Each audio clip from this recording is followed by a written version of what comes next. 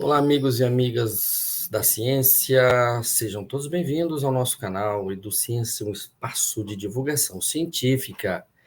Bem, nós estamos aqui apresentando uma série de 3 vídeos, adentrando pelo universo do autismo, né? No primeiro vídeo, nós falamos com a Andrelissa, ela trouxe um olhar da ciência, ou seja, o que a ciência vem revelando sobre o autismo, sobre o TEA, né? E nesse segundo vídeo, vamos conversar sobre os direitos e a inclusão do autista. E vamos falar aqui com o André. O André, ele é esposo da Juliane, ele é pai da Andrelissa e é pai do João Paulo. Eles fundaram o grupo Unidos pelo Autismo, que foi criado pela família e que tem como objetivo fortalecer as famílias e professores de autistas, profissionais da área, compartilhando seus conhecimentos, experiências adquiridas na pesquisa do autismo e inclusive na vida cotidiana, né? E este grupo, eles compartilham informações nas redes sociais, eles têm um canal no YouTube. Então, nós estamos aqui nessa parceria, né? E da qual, realmente, para nós aqui é um privilégio, uma alegria muito grande. E nós já estamos aqui, então, com o professor, um amigo, né? Vamos dizer assim, né? André Castanha. Nós estamos aí há mais de 20 anos, né, André, nessa caminhada, e hoje vamos abordar um tema, né, de grande importância. Vamos tratar sobre os direitos e inclusão do autista. André, muitíssimo obrigado pela sua presença no nosso canal, mais uma vez, hein? Olá, João. Olá a todas as pessoas que estão nos vendo. É uma satisfação poder estar aqui novamente, né? Hoje falando de um outro tema, né? Eu tenho vindo aqui falar a questão da história da educação, que é a minha área de pesquisa, de formação, né? De produção, mas hoje vamos falar então sobre as questões dos direitos e inclusão dos autistas, que é um outro campo que eu também tenho militado e estudado aí a partir dos últimos 12, 13 anos. Então, é uma satisfação poder compartilhar com você e com as pessoas a nossa experiência e refletir sobre esse tema tão importante que são o direito e a inclusão dos autistas na escola, na sociedade, nos espaços sociais. Não tenha dúvida, André. Bem, como sabemos, né, André, a educação ela é um direito fundamental do ser humano e independentemente de suas características individuais ou perfil socioeconômico, a educação, a escolarização, ela deve estar disponível a todos. E as pessoas com transtorno do espectro autista, a TEA, podem encontrar algumas barreiras, como sabemos, que dificultam, às vezes, o cumprimento desse direito, né? E, inclusive, o transtorno do espectro autista ele está referenciado, né, no Estatuto da Pessoa com Deficiência, e que tem o objetivo de assegurar ou promover os direitos e liberdades fundamentais da pessoa com deficiência. Então, André, para a gente começar aí nesse nosso bate-papo, né, esclarecedor, certamente, vou entendendo então melhor o que diz a legislação, ou seja, qual é a legislação, né, que prevê, então, que estabelece os direitos da pessoa com autismo, André? Então, João, as pessoas com autismo, né? O autismo ele está presente na sociedade, né? Eu acredito que a gente que é cristão, até alguns daqueles que chamavam assim possuídos por demônio, enfim, outras coisas que aparecem na Bíblia, talvez algum deles eram até autistas, né? Que eram pessoas, né, que tinham esse comportamento diferenciado. Mas ao longo da história, eles foram, né, tratados como louco, como idiota, enfim, né? E abrigado nas casas, né? De para hospícios, enfim, que a gente chama, né? Mas, nos últimos anos, enfim, né, há então, uma crescente dos estudos e dos dados sobre autismo. Então, nós temos, se pensar, né, em 1975, né, ou seja, 48 anos atrás, mais ou menos era um caso de autismo para cada 10 mil nascimentos. Hoje, né, nos Estados Unidos, que é o país que melhor acompanha isso, é um caso para 36 nascimentos. Então, você teve um aumento assim exponencial, imenso. Claro que isso tem a ver com a melhoria da qualidade da ciência, dos laudos, dos estudos, enfim, e aí também o próprio leque, né, que hoje os autistas são tem desde o nível que a gente chama de leve, com mínima dependência, até os, né, bem severos, que precisam ser dependentes de quase tudo, né, de outras pessoas, né?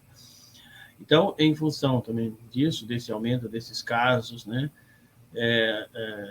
várias entidades foram criadas, centros de pesquisa, de estudo, né, e a ONU mesmo foi, então, incorporando essa temática, né, e principalmente a questão da deficiência, né, e então isso fez com que, ao longo dos anos, né, o autismo fosse ganhando mais espaço nos debates, né? Então, nós no Brasil temos a primeira associação de 1983, né, fazendo 40 anos, né, da AMA de São Paulo, e depois, né, tiveram outras, né, Brasília, Minas, no Nordeste, enfim, hoje deve ter, né, centenas de associações de pais e amigos autistas no Brasil, né? Então mostra como que o tema se expandiu. Legalmente, né, o autista ele entra na nossa legislação, né, em 2012 com a lei Berenice Viana, né? E então é recente, 11 anos, que ele entra na legislação. E qual que foi a grande conquista dessa legislação, se a gente for olhar? Conseguir o direito de ser definido como deficiente. Porque a gente já tinha, então, um conjunto de outras leis que estabelecia os direitos das pessoas com deficiência, e os autistas estavam à margem disso. Então, vários casos mais severos talvez eram tratados em instituições e apareciam como outras deficiências, mas aí, né, muitas vezes com deficiência intelectual ou como esquizofrênico, enfim, que era comum, né? Então, eles eram tratados de outra forma. A partir dessa lei, o autista ele é equiparado a uma pessoa com deficiência, então ele passou a ter os benefícios da lei, né, dos benefícios que os deficientes já tinham em relação a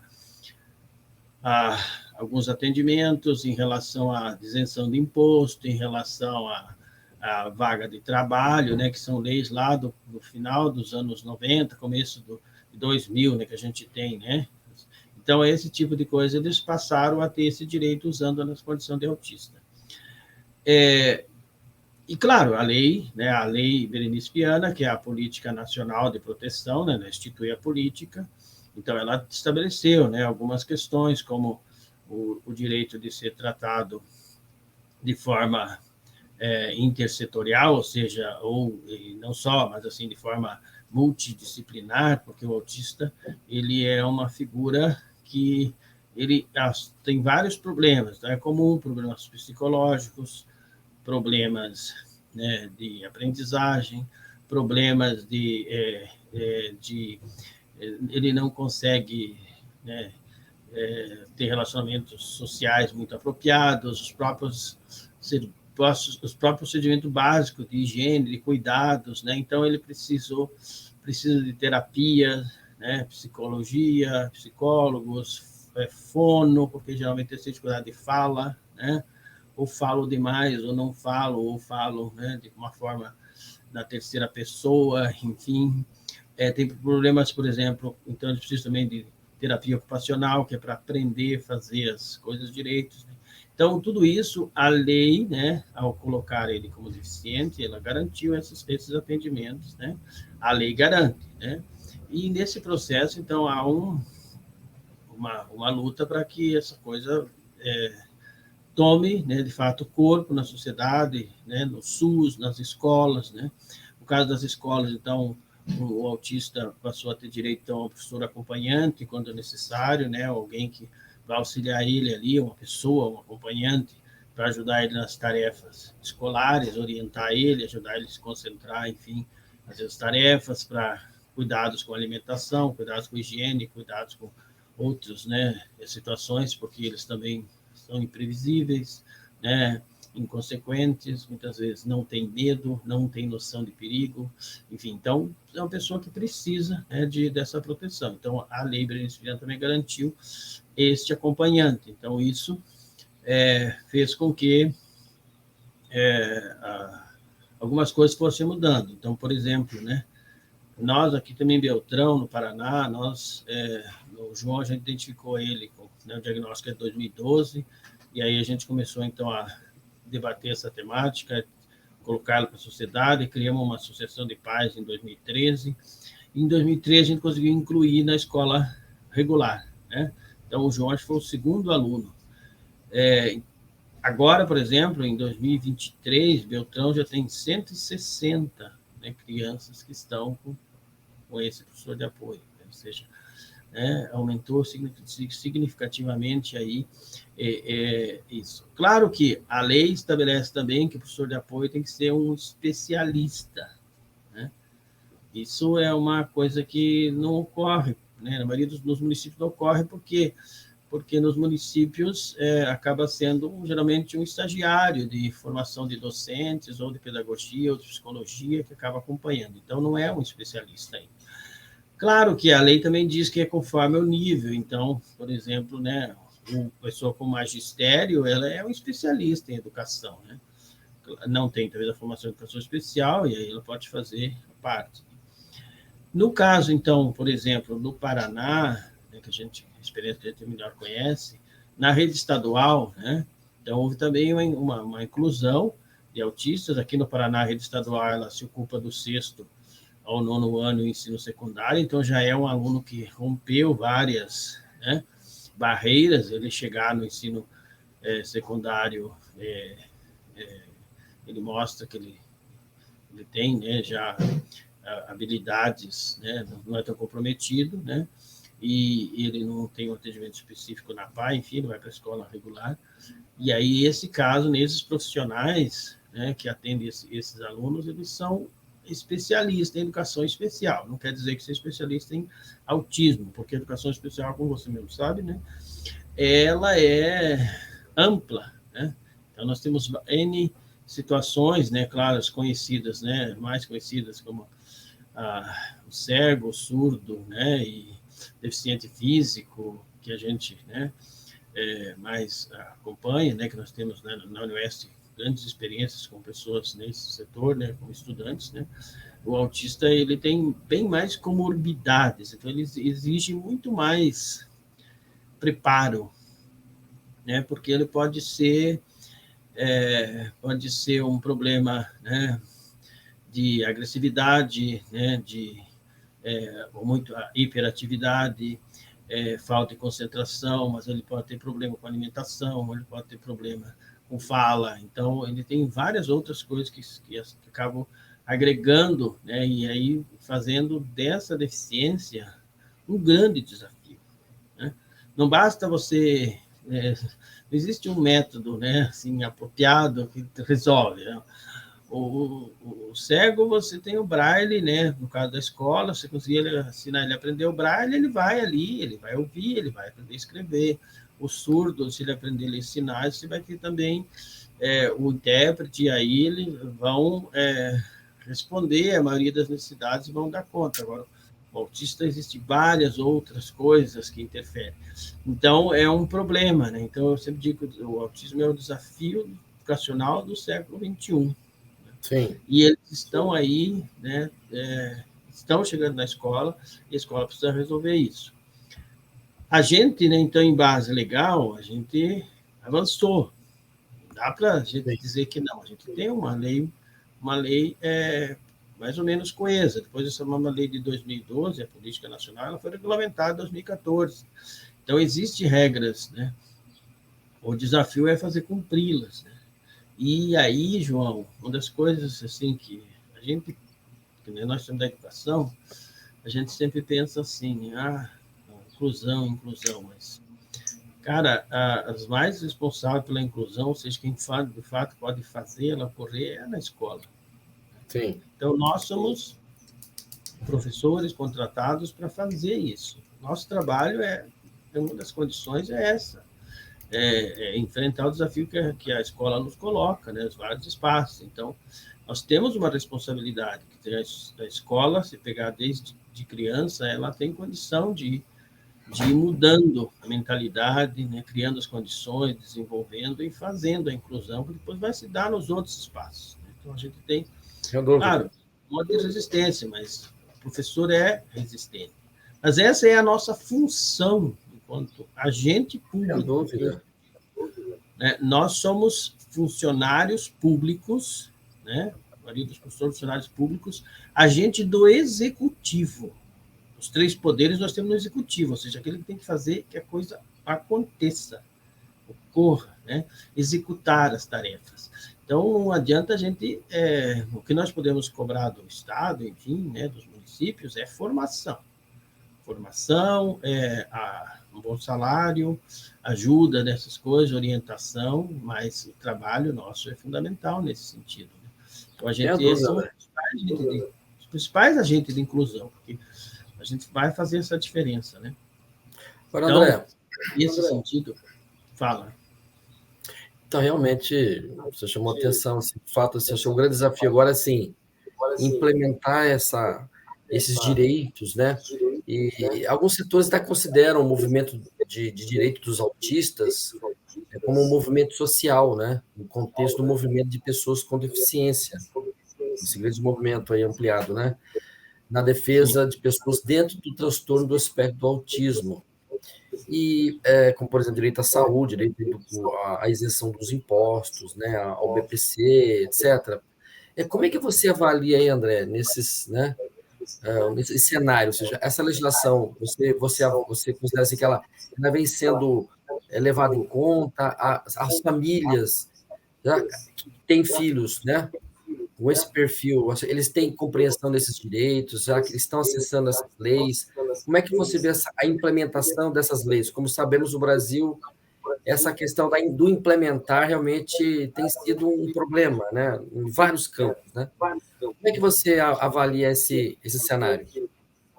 Então, a legislação, né, também sempre comenta assim, né? Uma lei que estabelece direitos, ela está ali, teve todo um movimento que conseguiu aprová-la, mas daí a implementação é outra luta, né? Porque ela não vai se dar, não é basicamente uma lei que vai aumentar o imposto, vai dar um desconto, assim, que no mês seguinte aquilo vai aparecer, né? Então, ela precisa de uma luta política constante. Então, como o autista foi colocado na condição de deficiente, então tem as famílias têm direito ao BPC, tem muitas que têm, né, BPC, os descontos, por exemplo, na aquisição de carros, que a gente tem, né? A prioridade agora, então, do atendimento, né? O autista é prioritário, então ele está na condição, tem a carteirinha também, ele pode chegar no local, ele vai para o começo da fila, enfim, né? Ele está na prioridade, como está o idoso, como está o outro deficiente, como está a gestante, ele está nessa condição, né? Então, tudo isso foi conquistado. A questão, né, principal aí é que, mesmo assim, né, conquistado, mas ainda um grande problema, porque para você fazer uma intervenção assim, né, que a ciência estabelece, é uma intervenção de várias horas semanais, né, que você precisaria das terapias, enfim, você teria uma atividade pelo menos de 20 horas semanais, fora das outras, e além do que a rotina da casa, da família também tentar trabalhar dentro dessa lógica, fazer com que ele vá se desenvolvendo, né? Boa parte dos casos, né? Claro que os autistas leves é menos, né? Mas você tem, então, é um custo altíssimo. Então, eu tenho movimentos para isenção de imposto, tem, mas até agora não se conseguiu imposto de renda, por exemplo, das famílias, né? E aí a história do BPC é assim, é dentro daqueles critérios do BPC, que eu acho, né? A gente participou de vários movimentos também, né? Tentando que fosse hoje, por exemplo, a renda do BPC ainda acho que é um salário mínimo em 4 pessoas, ou seja, um quarto salário mínimo precisava ser no mínimo meio salário. Mas mesmo assim, no meu caso, por exemplo, eu nunca tentei BPC porque eu sei que eu não vou conseguir. Né? Sou professor universitário, tenho um salário, né, que corresponde a vários salários mínimos, então não vou conseguir. Mas posso dizer, por exemplo, o meu filho ele tem seletividade alimentar, só come quase carne assada. Então, o custo, e aí tem que comprar suplemento alimentar, tem que isso e aquilo. Então, ele custa 3 vezes mais do que uma outra criança. Porque a maioria das comidas ele não come. Então, você tem que fazer tudo, e as coisas são tudo coisas caras, né? Então, é uma luta que a gente tem que fazer, porque todos eles, além das terapias que eles precisam, né, constante, que não, o SUS não oferece, né? Se o SUS oferece, talvez uma vez por mês, lá um caso que outro, que é uma vez por semana, mas precisava ser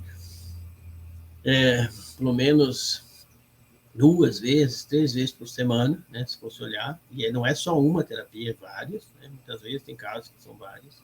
Então, é um custo elevado, né? Fora os outros, né? Então, por exemplo, uma das coisas que eu acho assim interessante do meu filho, né, é que ele nunca pediu alguma coisa para mim, ó, ver uma propaganda na TV, de um brinquedo, coisa assim, ó, pai, me compra aquilo lá.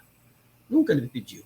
Né? Então, esse é uma das coisas, por exemplo, e claro que tem outros artistas que vão pedir sempre, mas ele não tem esse coisa que outra criança, minha outra filha, né, falava, ele nunca pede.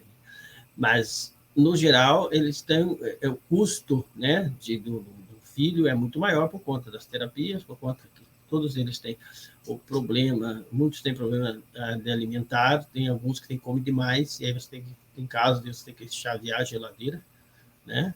Enfim, e tem aqueles que têm uma alimentação mais seletiva, mas todos eles têm alguns problemas nisso. Então, ter um custo maior seria, né? É um direito, eu acho que é um direito, a luta está aí. A gente não tem essa isenção, as famílias precisam ter o BPC, né? Mas outros direitos, né? Outros direitos, por exemplo, como diz, isenção do imposto para comprar um carro, né? Você consegue, né? Mas a gente precisa lutar principalmente pelos atendimentos, né, do setor público, que é esse o desafio. Então, aí uma escola fazendo um bom trabalho, você tendo os atendimentos do setor público, você vai conseguir resolver muitos problemas. Então, essa é a grande luta ainda, né? Certo.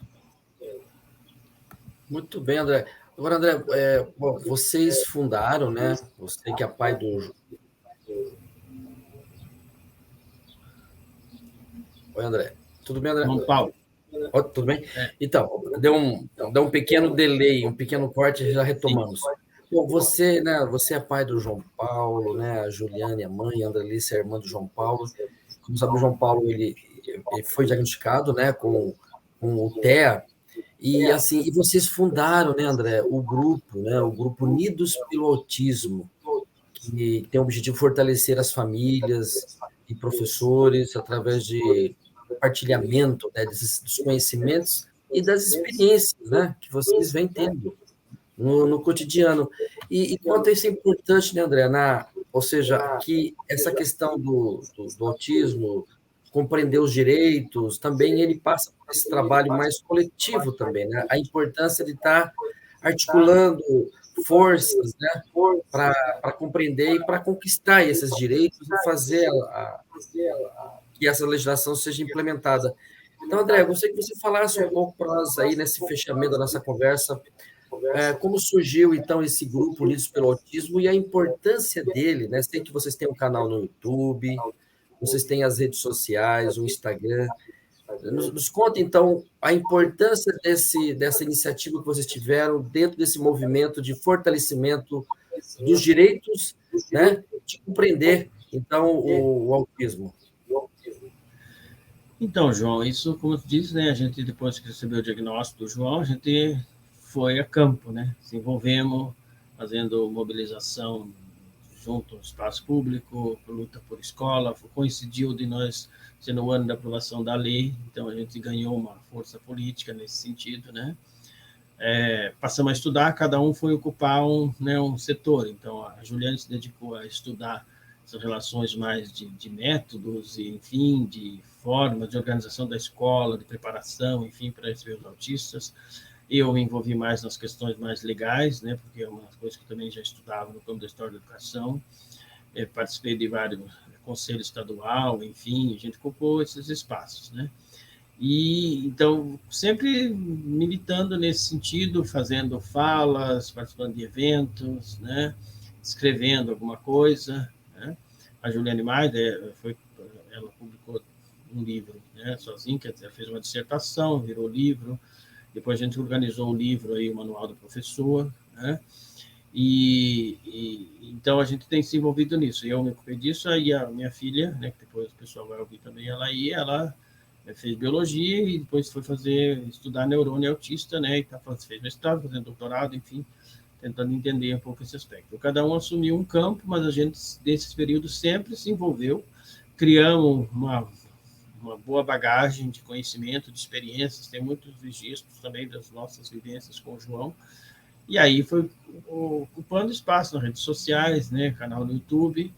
Recentemente a gente lançou uma plataforma de formação online, né? Aí a gente vai fazer formações, já lançamos um curso, a gente vai também pegar profissionais também de referência para fazer, se criar um espaço de formação. A gente tem um diferencial que é uma família, né, que está envolvida, e nós não temos um interesse, né, de explorar, nós queremos fazer um preço justo para que as pessoas, as famílias possam ter acesso, profissionais possam ter acesso. Então, esse é um dos caminhos que a gente tomou, né? E tem continuado a luta. Agora, por exemplo, uma experiência também que eu participei há pouco, está em discussão no Paraná o código da pessoa com autismo, né? Uma junção da legislação já produzida e várias novas, é um código bem amplo, bem qualificado, e aí também pessoas parlamentares, né, que a gente conhece, enfim, e por conta da nossa experiência também com a associação, pediram para fazer uma avaliação dessa legislação, que a gente fez também com todo cuidado, tenta sugerir, então, muitas sugestões, e ele está agora em reorganização dessas sugestões, e logo vai estar aí, a gente espera que em breve, metade do ano que vem, seja aprovado, então, se incorporar várias das nossas sugestões, vai ficar um projeto muito consistente, né? E, como eu digo, é a lei, né? Mas eu sempre falo, a lei, lutar pela lei é fundamental, porque ela é a primeira conquista. A partir dela, a gente pode chegar no prefeito, no vereador, nas escolas, enfim, ó, a lei está aqui, a condição é essa, e aí vamos trabalhar para que ela se cumpra. Se a gente não ter a lei, fica muito mais difícil. Então, nós vamos ter, né, se tudo der certo, uma legislação muito eficiente, muito qualificada no Paraná, para a gente possa fortalecer essa luta, né? Então, e aqui a família, esse espaço que nós construímos é para potencializar isso. Então, a gente continua participando, né, escrevendo, eu mesmo agora quero me dedicar um pouco mais na discussão, nos estudos ligado aí à teoria histórico-cultural, né, para que possa também buscar outras alternativas de pensar o autismo, né, porque a gente tem vários avanços, tem coisas que deram certo, tem coisas que não deram certo, tem coisa que dá certo, mas é bem difícil de aplicar, é bem caro, enfim, né? Então, são todos desafios. Eu acho que a gente precisa pensar mais coletivamente o autismo, né? Então, nós temos uma boa base legal, que é a própria convenção também que o Brasil assumiu, né? Que é uma lógica da inclusão, porque o grande desafio do autista é a socialização. Então, uma sociedade que inclui, socializa, né? Se ela separa, aí fica mais difícil, e o autista fica mais complicado ainda, porque o grande problema dele é a socialização. Então, o desafio está aí, né? Eu acho que a luta precisa ser fortalecida e cada vez mais pessoas se envolver nesse campo. Muito bem, André. E nós queremos que nós vamos descrever aqui no vídeo, né? Então você nos envia aqui algum material, sugestões de leitura, o link do canal do YouTube de vocês, das redes sociais, que vocês têm utilizado de maneira intensa, né?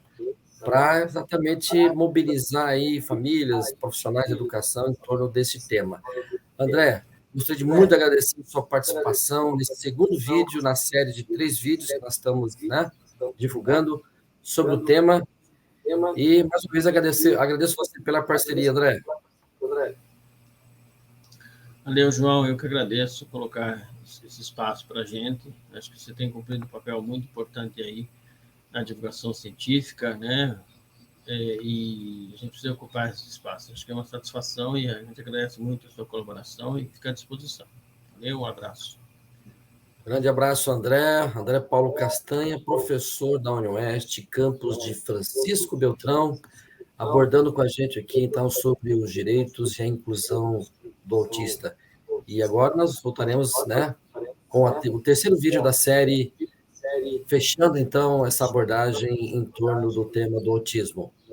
Agradecemos a sua participação neste nosso encontro.